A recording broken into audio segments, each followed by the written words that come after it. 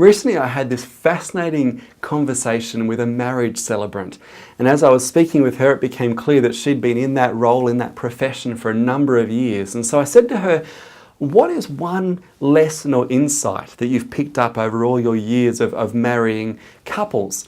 And what she said was fascinating. She said she's learnt that the happiest brides are the ones with the least rules.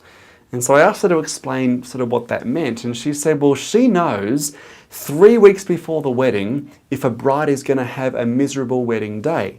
And I asked her how that was possible, and she said, well, she knows because 3 weeks out, that bride will send through her run sheet for the day. And that run sheet will be 15, 16, 17 pages long, and it'll list every minute detail. You know, the exact time that the cars will arrive to pick them up to take them to the ceremony. You know, exactly the flowers that will be in every bouquet. They better be in season, otherwise there'll be trouble. You know, they know exactly the beat of the song that every bridesmaid is going to step off down the aisle. And what this celebrant said to me, she said, all these brides do is give themselves a whole long list of ways and reasons and opportunities to be disappointed, frustrated, upset, to not have their expectations met. She said the happiest brides are the ones who come to their wedding day going, I want to get married today. That's the goal. I mean, I'm just going to go with the flow and see what happens. Of course, having a bit of a plan, but being willing and flexible to not be too stressed out over the small details. You know, I reckon there's a number of lessons we can take from that, you know, when it comes to interacting with other human beings, particularly younger people.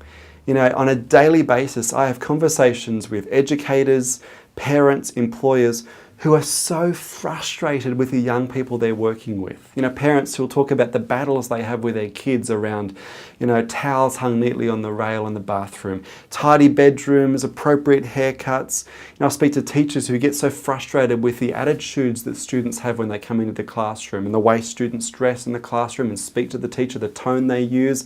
Employers find many of the similar frustrations in the workplace. And my encouragement to many of these people, parents, teachers, employers, is like this marriage celebrant said, which of the brides are you going to be? Because you can choose.